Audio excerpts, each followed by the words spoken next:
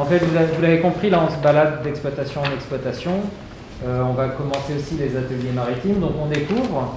Et puis plus tard, on va travailler ensemble. Sauf que là, il y a déjà des échanges, il y a déjà des questionnements. Et tout ça, on ne veut pas le perdre. Et puis on veut que les visites répondent à ces questionnements que vous avez ou aux sujets que vous souhaitez aborder. Donc ce qu'on a fait là, avec les échanges depuis l'atelier de lancement jusqu'à ce qu'on s'est dit à la ferme du Vincent, c'est qu'on a identifié 16 thématiques. Donc soit des attentes, des remarques ou des questions. Et puis on vous propose de vous expliquer comment on va les traiter. Et puis libre à vous derrière de me dire moi je rajoute bien ça, ou je propose qu'on traite ce sujet de telle ou telle manière.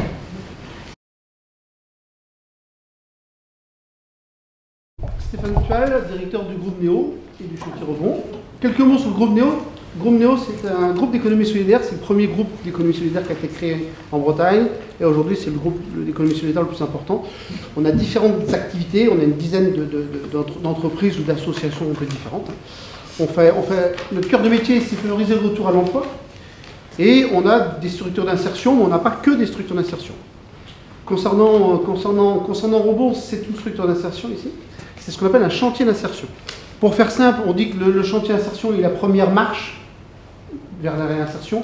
Ensuite, il y a ou l'association intermédiaire ou l'entreprise de travail temporaire d'insertion. Et ensuite, l'entreprise d'insertion. Et après, c'est l'économie dite classique. Nous, on a tous ces outils-là dans le groupe Néo. Et Rebond est la première marche. Le premier frein, on a mis 3 ans à trouver des terres. Et on a trouvé des terres, ces terres-ci, uniquement parce que David Lapartien a pris les choses en main, le maire, en disant, d'où le deuxième point dont parlait Madeleine, l'impact, le poids politique, l'investissement politique est essentiel. On loue ces terres-là. Alors, c'est un montage un peu compliqué, il y a 2 lots. Il y a cette partie-ci où il y a le hangar, la parcelle qui est derrière. Ça, nous, on la loue à un propriétaire, un bail amphithéotique. Et la partie production, c'est un autre bail que la commune loue au propriétaire dans le cadre d'un bail amphithéotique et qui nous reloue ensuite. C'est des montages très compliqués parce que le propriétaire ne voulait pas, c'est un ancien exploitant agricole, il ne voulait pas de bail agricole. Le bail agricole, lui, estimait qu'il était trop contraignant.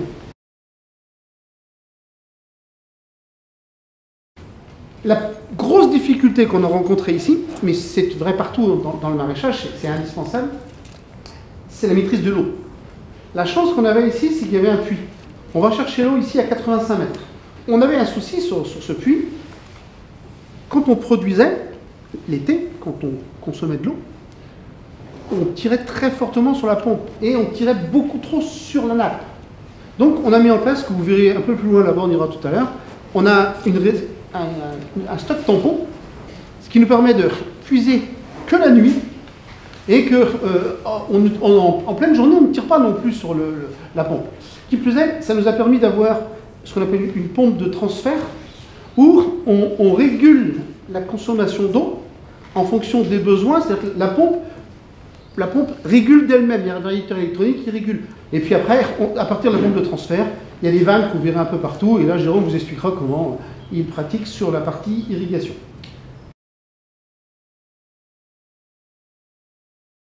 Le cœur de métier de Rebond, c'est produire des légumes, parce qu'on est une ferme maraîchère, mais c'est surtout de faire de l'insertion par l'activité économique. On fait ce qu'on appelle de l'accompagnement socio-professionnel. Le but, c'est pas uniquement de leur faire mettre le pied à l'étrier pour qu'ils reprennent contact avec le monde du travail, qu'ils apprennent à se lever, à respecter les consignes, etc. Parce que ça peut être ça pour certains publics. Hein. Mais c'est aussi de les aider, l'accompagnement socio-professionnel les aide à lever ce qu'on appelle lever les freins périphériques au retour à l'emploi. Par exemple, je peux travailler, mais j'ai un problème de garde d'enfants.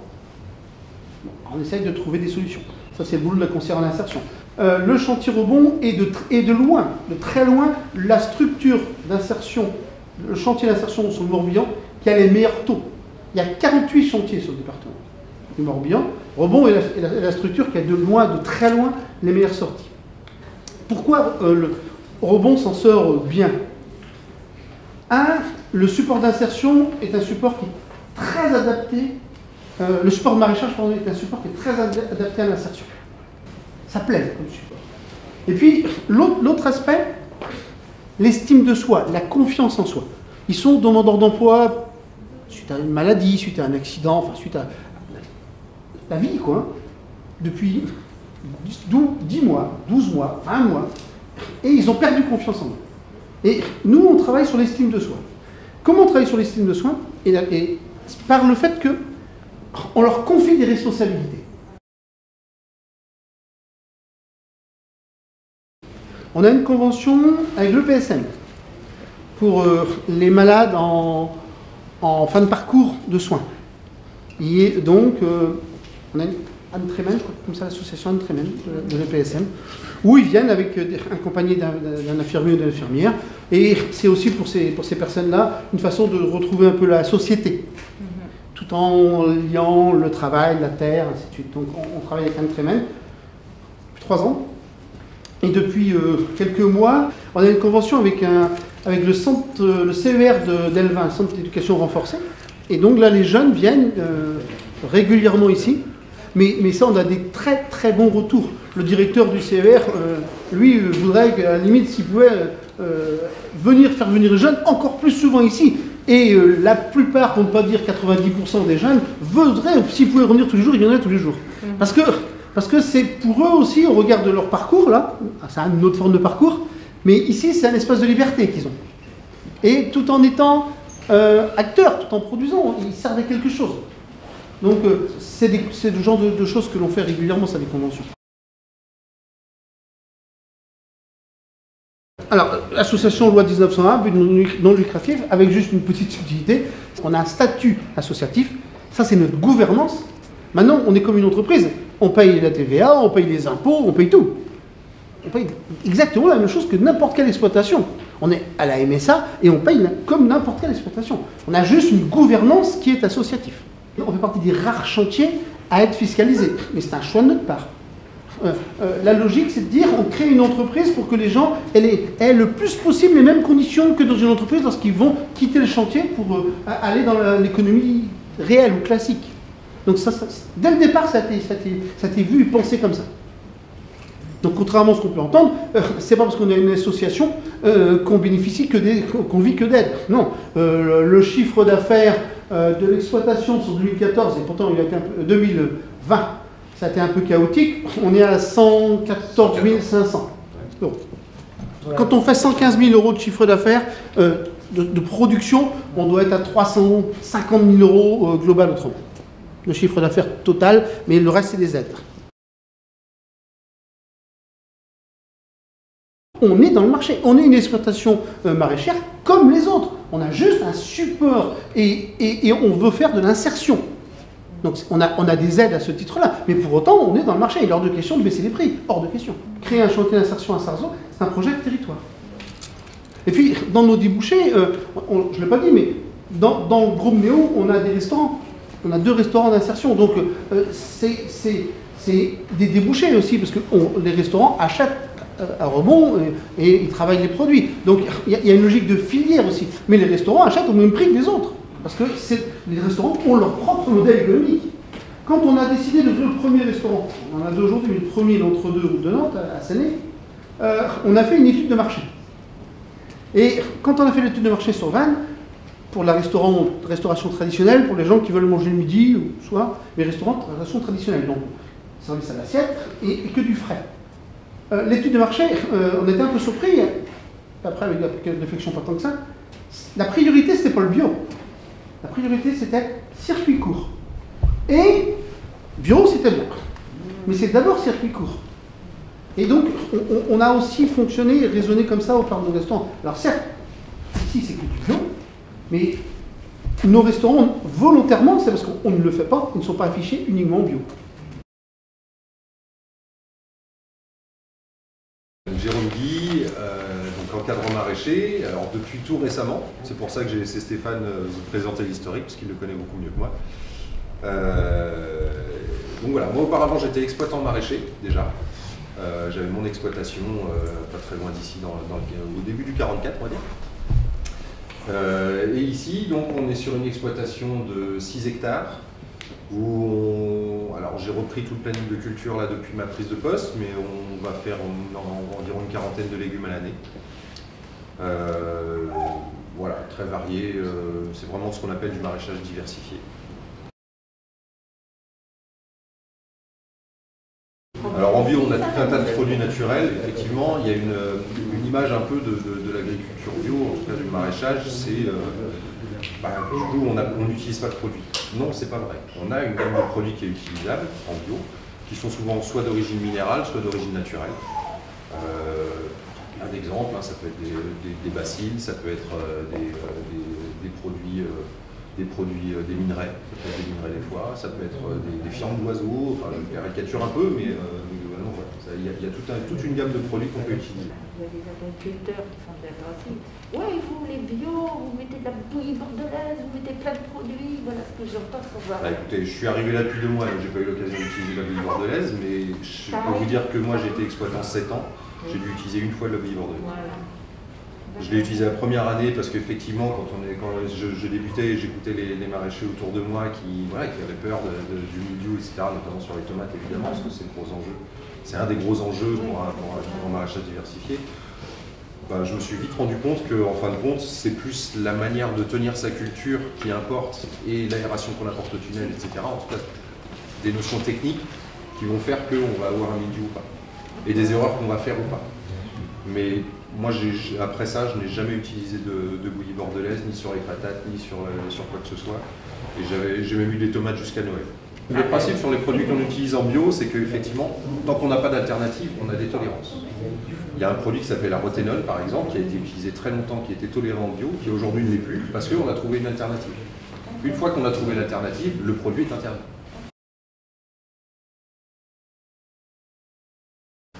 Les méthodes de travail ne sont pas les mêmes. Il y a beaucoup de... Là où effectivement on va plus utiliser des produits finis ou des amendements finis, en biodynamie on utilise beaucoup de préparation. Que ce soit... alors il y a évidemment le purin d'ortie, mais c'est à peu près tout le monde utilise le purin d'ortie, c'est ce que tout le monde connaît. Il y a tout un tas de purins, le purin de feuilles de rhubarbe, de feuilles de tomate, de fougères, il y en a tout un panel. Après je ne suis pas spécialisé dans les produits qui sont utilisés, mais j'ai déjà discuté avec des biodynamistes qui eux utilisaient des macérations, des purins, enfin voilà, tout un tas de produits et qui sont élaborés par eux-mêmes la plupart du temps. Voilà. Après il y a une question de dynamisation, il y a des trucs qui pour moi me paraissent un peu mystiques. Là après c'est ma conviction personnelle, mais voilà. Ce qu'il faut quand même noter, c'est que la bio, c'est un cahier des charges, européen, que les producteurs font le choix de suivre en s'engageant en bio. Je m'engage bien sûr à respecter ce cahier des charges, mais je suis contrôlée pour ça. Je m'engage à ne pas utiliser de produits chimiques dans ma production. Ça ne veut pas dire que je n'ai pas d'utilisation de produits, comme on disait tout à l'heure sur la bouillie bordelaise. Pas de produits issus de l'industrie pétrolière. Voilà. Et les bios sont aussi sujets à passer les certifs phyto, qui sont des formations qui leur permettent de savoir quels sont les dosages à utiliser, même pour les produits qui sont autorisés en agriculture bio, parce qu'on n'est pas, qu'on soit bio ou pas, autorisé à faire n'importe quoi avec ce qu'on utilise dans nos cultures. Moi, par exemple, quand j'ai passé mon diplôme agricole, on m'avait dit qu'il faut compter en moyenne 3 ans pour trouver des terres. Stéphane nous a dit 3 ans. Moi, j'ai eu un bol monstrueux pour trouver mes terres. C'est un agent immobilier qui me les a trouvées. J'ai trouvé en 1 an et demi. C'est pas le cas de tout le monde, mais voilà. Et puis, j'ai eu aussi la chance de tomber à un endroit où j'ai eu des agriculteurs qui m'ont dit écoute, nous, on a suffisamment de surface. Ce champ-là, on te le laisse, ça va conforter ton installation. Il n'y a pas beaucoup d'agriculteurs qui ont ce point. Voilà, donc effectivement, c'est une grosse problématique qui est variable selon les régions. En Ile-de-France, c'est carrément la guerre pour trouver des terres. Dans d'autres régions, un peu moins, voilà, ça varie d'une région à l'autre. Mais c'est une vraie problématique pour les jeunes qui veulent s'installer. Les problématiques de transmission, de séparation des biens, voilà, c'est très complexe et c'est souvent... L'accès au foncier, ça fait souvent même l'occasion de débat dans des salons agricoles ou quoi, parce que c'est vraiment un très très vaste sujet et une très grosse problématique, effectivement. En termes de gaspillage alimentaire, nous, on a quelques solutions. On propose des paniers à la commande sur Internet, et dans ces paniers, on propose aux salariés de Néo des paniers anti-gaspi. C'est-à-dire, c'est des légumes qui vont être un peu abîmés, mais qui vont être largement consommables, et qu'on va proposer aux salariés de Néo, où ils auront à prix réduit un panier avec ces légumes. Il y a aussi une autre solution qu'on a, effectivement, c'est la transformation. Voilà. Pour ce faire, vous voyez, là dans le bureau, on voit apparaître là, vous les verrez en boutique, dans les boutiques plutôt, on vous les montrera. Là, actuellement, on a des coulis de tomates, des soupes d'oignons, et des confits d'oignons. Voilà.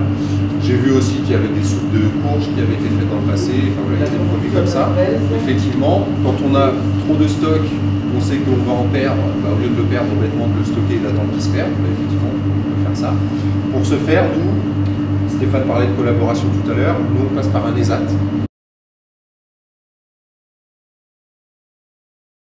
Ici, il y a une question, qu'est-ce qu'une légumerie? Qu'est-ce qui va se faire dans votre légumerie? Ce qu'on appelle la première transformation, voire la deuxième. La première transformation, c'est par exemple une patate, c'est l'éplucher. Ça, c'est une première transformation. Ouais. Une carotte, c'est la première transformation. Si on la râpe, c'est la deuxième transformation. Si on la cuit, c'est la troisième transformation. Et si on la met dans des bocaux, c'est la quatrième transformation. Vous allez faire tout ça? Non. Aujourd'hui, le modèle, il est 1 et 2. Suivant le modèle économique, on verra pour partie aller sur 3 et 4. Mais ça peut être incitatif, hein, pour ma part, moi je suis restaurateur, donc ça vous parle? Complètement, parce que j'y passe du temps à éplucher, oui. Et tout ce travail. Mais ça peut être incitatif pour des restaurants, justement, d'avoir cette partie, si tenter que ce soit un frein, parce que c'est vrai qu'il faut y accorder beaucoup de temps. Après, ça devient un plaisir, parce que il n'y a rien de tel qu'avoir un légume vivant et le prendre de ce moment-là jusqu'à le transformer jusqu'au bout. Mais oui, ça peut être incitatif d'avoir un légume qui est aux premières catégories éventuellement. Là, tout à fait, c'est ça. Et effectivement, mais pour un panel de restaurateurs traditionnels qui ont encore ce frein d'imaginer que oui, effectivement, c'est du temps.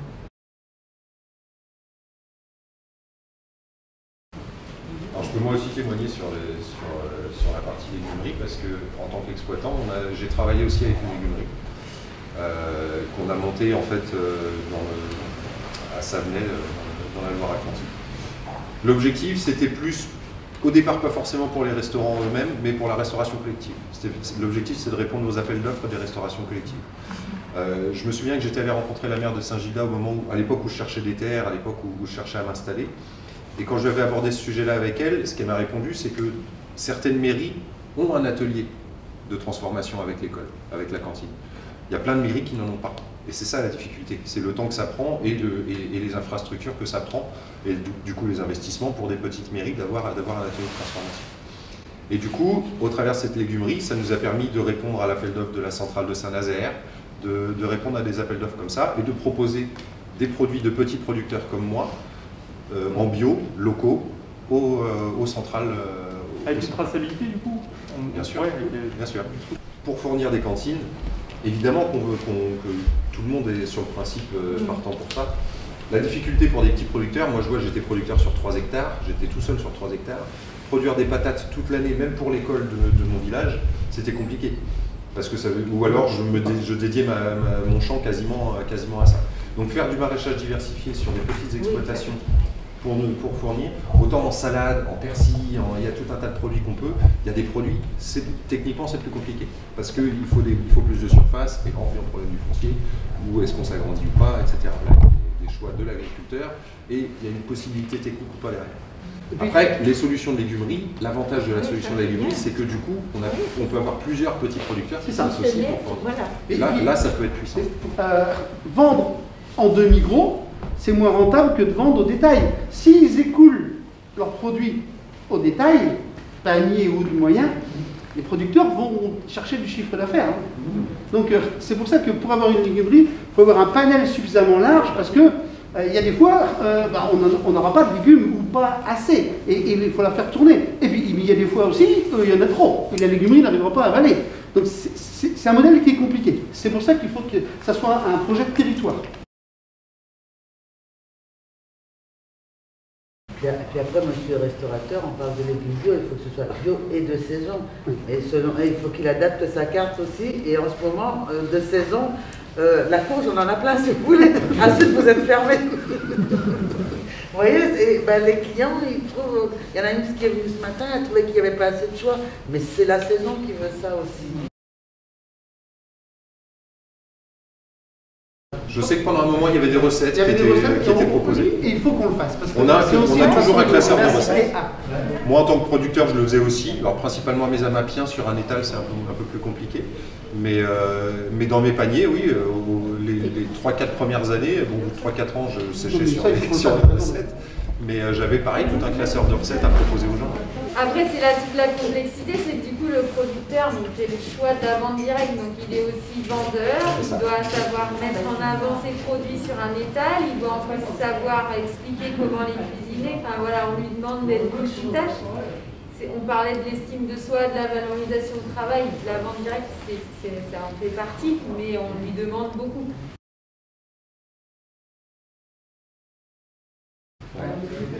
Et les résultats du pâtisson, du coup,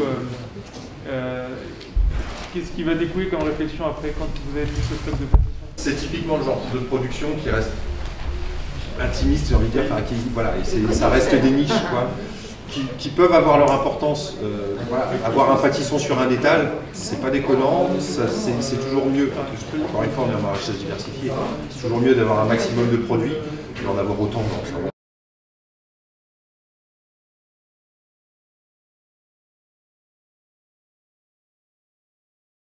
Là, on est sur la partie des tunnels. Donc là, bon, vous voyez, il y a un tunnel qui a été abîmé par la tempête Alex, la première tempête qu'on a eue cette saison. Donc voilà, bah, il faut changer ça. Alors ça tombe bien, j'avais une exploitation maraîchère, donc du coup je peux leur revendre du matériel et du coup réparer les tunnels. Donc là, il n'y a pas de porte parce qu'elle est en cours de réparation, mais normalement, vous voyez, tous les tunnels sont fermés. C'est ce qu'on appelle des tunnels froids. Contrairement aux tunnels chauds qui sont chauffés, des fois à double paroi, etc. En bio, pas de tunnel chauffé. On n'est que sur du tunnel froid. Ça peut être du tunnel double paroi par contre, ça peut exister. Je l'ai déjà vu dans des exploitations maraîchères. Donc tunnel froid, pourquoi l'intérêt des tunnels froids? Bah, tout simplement pour allonger les saisons. C'est-à-dire qu'on va gagner en début de saison, on va pouvoir implanter des légumes plus tôt que dehors. Les tomates, c'est le meilleur exemple. On peut implanter des légumes beaucoup plus tôt, dès le mois de mars, sous abri. En extérieur, on ne peut pas. Et inversement, à la fin de la saison, bah, ça rallonge la saison et ça nous permet de récolter plus longtemps et de faire perdurer la culture. Tout est sous voile parce qu'on est en hiver et que je protège, ça c'est un voile d'hivernage, c'est pour protéger du gel. Bon, je peux les enlever pour vous montrer les cultures rapidement.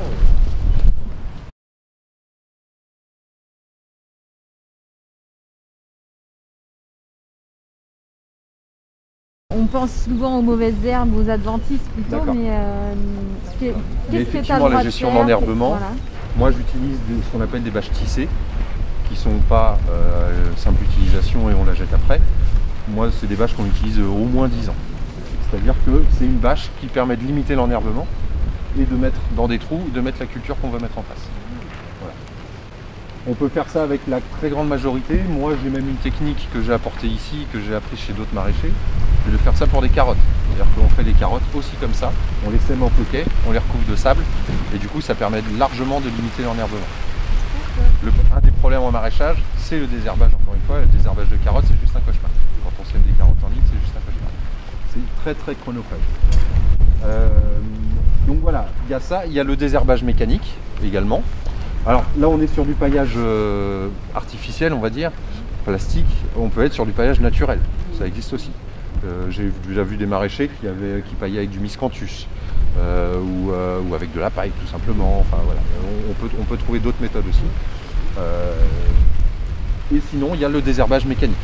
Là on est plus sur des désherbages en plein champ la plupart du temps. C'est une bineuse qui va passer entre les rangs et qui va désherber entre les rangs. Et qui va permettre de gagner du temps sur le désherbage. Et éviter de se taper à la main avec sa petite binette. Voilà, ça se fait sur les cultures de poireaux, les cultures de patates, enfin sur à peu près toutes les cultures qui sont en extérieur. En gamme, est-ce que tu es limité du fait que tu sois en bio? Non, je ne suis pas limité, je crois pas. On peut être limité sur des variétés. Il y a des variétés qu'on peut ne pas trouver en bio, ça m'est arrivé. On a une tolérance pour utiliser des graines non traitées, mais c'est le minimum. Voilà. Mais sinon, en termes de gamme, on peut faire à peu près tout ce qu'on veut. Sachant que, dans le cahier des charges, pour revenir sur le cahier des charges, on doit être bio depuis la graine jusqu'à la récolte. La graine aussi doit être bio. J'ai plein de gens qui m'ont dit qu'ils sont revenus de pays, je sais pas où dans le monde. Ah tiens, on m'a ramené ça, tu peux mettre ça sur ton exploitation. Non, non, non. Ici, j'en ai pas encore vu. Je suis là depuis 2 mois. Moi, quand j'étais exploitant, j'avais un contrôle minimum tous les ans, obligatoire, et après des contrôles inopinés. Ça peut être 2 contrôles dans l'année en plus. J'en ai eu 3 maximum en un an. Et le contrôle, c'est quoi? C'est le contrôle de toutes les factures d'achat pour voir si on a ce qu'on a acheté, si c'est labellisé bio. Ça peut être le terreau, ça peut être les graines, ça peut être voilà, tout un tas de produits qu'on utilise, les produits évidemment. Donc un contrôle des factures, un tour du jardin, voilà, pour voir s'il n'y a pas des choses qui les choquent. Les tunnels, j'en ai parlé tout à l'heure. Des produits qui traîneraient, j'en sais rien, ça peut arriver des fois qu'on ait un vieux produit qui traîne et il n'y a rien à faire là. Enfin je sais pas, voilà. Ça m'est jamais arrivé, mais j'imagine que c'est des problématiques qui peuvent arriver, quoi. Chaque agriculteur, la plupart du temps, oui, fait une analyse de son sol. Après, le type d'analyse, c'est un autre débat. La plupart du temps, c'est une analyse physico-chimique du sol. Donc avec les notions de pH, NPK, etc. NPK, azote, phosphore et potassium. Voilà. La plupart des agriculteurs le font parce que connaître sa terre, c'est très important. Savoir qu'est-ce qu'il y a dans sa terre, comment elle va réagir aux cultures qu'on veut mettre en place. C'est même primordial. L'agronomie de notre sol est très importante. Donc on le fait nous-mêmes. Mais par contre, on n'a aucune obligation pour le certificat et eux ne font pas d'analyse du sol de l'exploitation qu'ils contrôlent.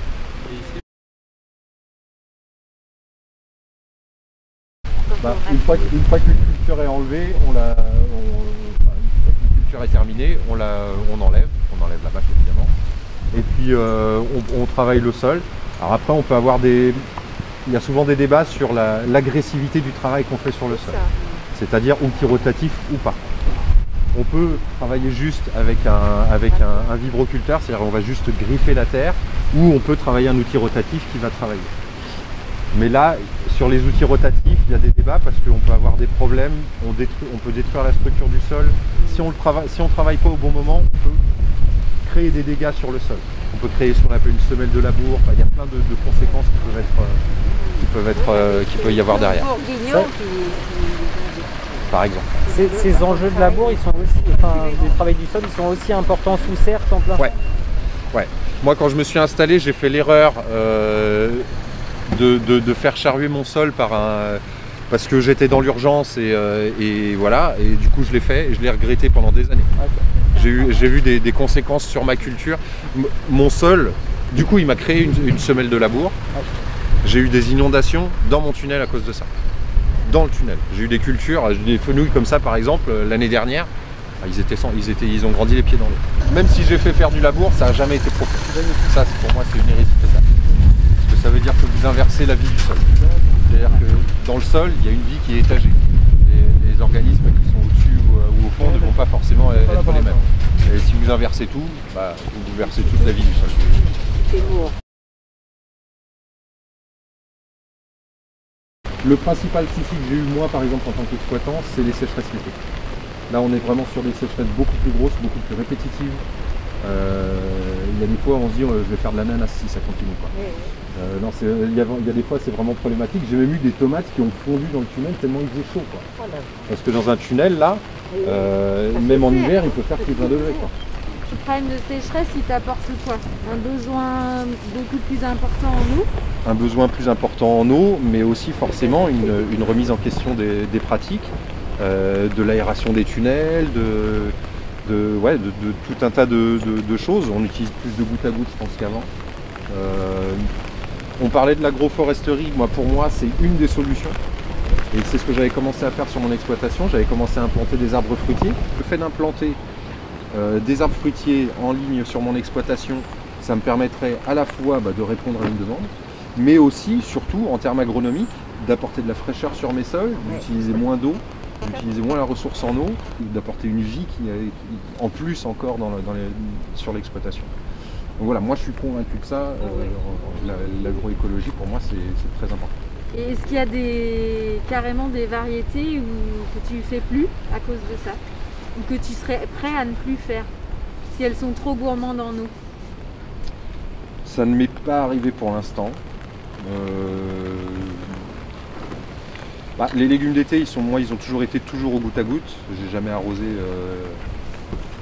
à tire-larigot. À la limite, les poireaux l'été, en ce moment, c'est un problème, justement à cause de ces sécheresses-là, parce que j'étais quasiment obligé d'arroser toute la nuit mes poireaux si je voulais pas qu'ils crèvent. Et arroser toute la nuit, une fois par semaine, voire 2 fois, ça fait des gros volumes d'eau. Donc là, effectivement, il y a peut-être des questions à se poser.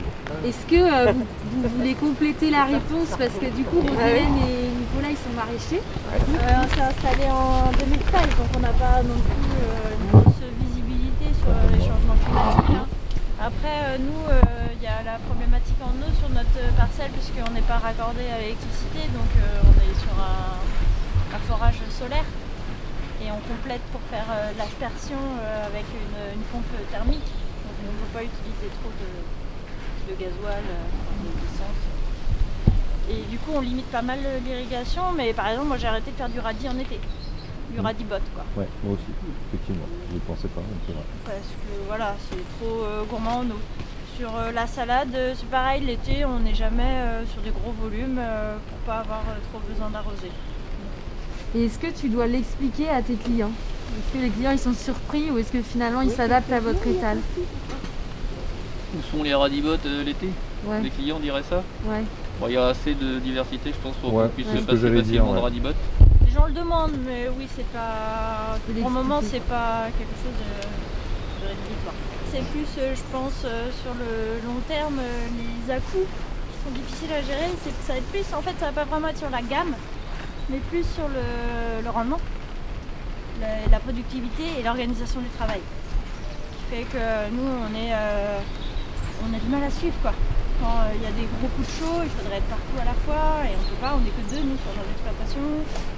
Et puis tout à coup il va se mettre à pleuvoir sur une longue période, c'est pas régulier, les coups de vent aussi l'hiver c'est quand même difficile à gérer. Et puis comme tu disais quoi, c'est vrai que s'il y a un gros coup de chaud, les légumes ils peuvent fondre, enfin moi je pense plutôt aux fleurs des tomates qui se pollinisent pas et donc pendant 2 ou 3 semaines, du coup la fleur elle va prendre le coup de chaud, donc il va y avoir un trou sur la production de tomates pendant une semaine ou 2 parce qu'il y a 2 ou 3 bouquets qui ont fondu à cause du chaud quoi.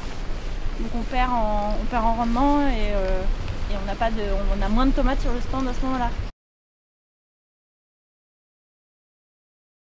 Et est-ce que vous avez la sensation que l'assiette du consommateur elle change? Pas assez vite. Hein. Tout à l'heure tu parlais de l'entre-soi. Moi ce que j'ai constaté c'est que j'ai toujours le même public devant moi. Ouais. Alors avec le premier confinement, là ça a été spectaculaire, tout le monde a découvert qu'on pouvait venir chez l'agriculteur du coin acheter des produits. Mais on l'a évoqué tout à l'heure, je savais pertinemment qu'à la fin, si on gardait 10% de ces gens-là, ce serait bien, parce que les gens derrière retournent dans des habitudes, dans leur train-train quotidien, dans leur j'ai pas le temps, etc. J'ai eu plutôt la sensation, moi, que voilà, les gens que je côtoyais, c'était toujours le même public, quoi. Au bout de 7 ans, c'était toujours le même public. Après, il y a toujours des nouveaux arrivants dans un village ou quoi, et si les gens sont convaincus dès le départ ou pas, mais on peut les amener à ça, mais ça reste malheureusement trop marginal. Oui, puis la question du pâtisson là dont on parlait tout à l'heure, c'est vrai que nous c'est pareil, sur notre stand on est très diversifié, on fait des légumes un peu différents et souvent les gens quand ils arrivent ils sont ah c'est rigolo ça, c'est quoi? Ça c'est du radis bleu d'automne, ah c'est super et tout, c'est bon, oui. Bon mettez-moi des patates, des carottes, et voilà quoi. C'est l'intérêt des paniers aussi, hein, c'est justement de découvrir des produits. Voilà. On fait découvrir tout un tas de produits, le chou romanesco, il y a des gens qui ne connaissent pas, le panais, je sais pas, il y a tout un tas de légumes comme ça qu'on fait découvrir dans les paniers, et la plupart du temps les gens sont ravis après. C'est vrai que les tomates, pour en reparler, moi j'ai été un peu scandalisée cette année, puisque en mars-avril, les gens nous en demandent déjà sur le stand. Donc bah non, elles sont grandes comme ça, on vient juste de les planter. Juin, tout le monde en veut, on n'en a jamais assez, parce que c'est le tout début de la production. Après juillet, août, en général, les gens en ont un peu dans leur jardin, donc voilà. Et là, cette année, nous en septembre, on en avait énormément, mais les gens étaient déjà passés au poireau. Alors que, bah, ils sont pas vraiment calés sur les saisons, quoi, je trouve. Donc il y aurait... Là aussi, il y a un gros travail d'éducation à faire sur la saison. C'est vrai qu'en mars-avril, là, il fait beau, tout le monde peut manger des choses nouvelles, mais non, c'est ça, il n'y a pas quoi, désolé, je ne peux pas les inventer les légumes. On les force un peu avec des tunnels, mais enfin bon, c'est pas miraculeux quoi. Je parlais du temps que prend le désherbage. Il y a certaines récoltes qui sont faites chronophage aussi. Ouais. Et effectivement, c'est rentable par exemple au prix d'un kilo d'épinards ou d'haricots, vous rentrez dans vos frais les uns les autres en fait. Alors il y a la question de rentrer dans ses frais. Alors on reste une association d'insertion, donc on a quand même des salaires aidés, hein, Stéphane l'a dit. Au-delà de ça, ça reste des produits d'appel et c'est comme tout. C'est pas là où on gagne, mais on a besoin des produits d'appel. En ce moment, on n'a pas de salade, la météo ne nous aide pas, la mâche reste encore un peu juste. Ben, la météo ne nous aide pas, mais on a besoin de verre sur l'étal, donc ça reste des produits d'appel.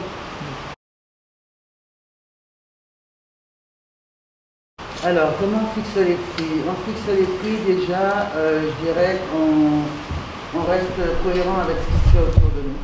On a votre mercurial. En gros, une mercuriale, c'est une moyenne de prix, voire une fourchette de prix qui sont pratiqués sur un territoire par les producteurs.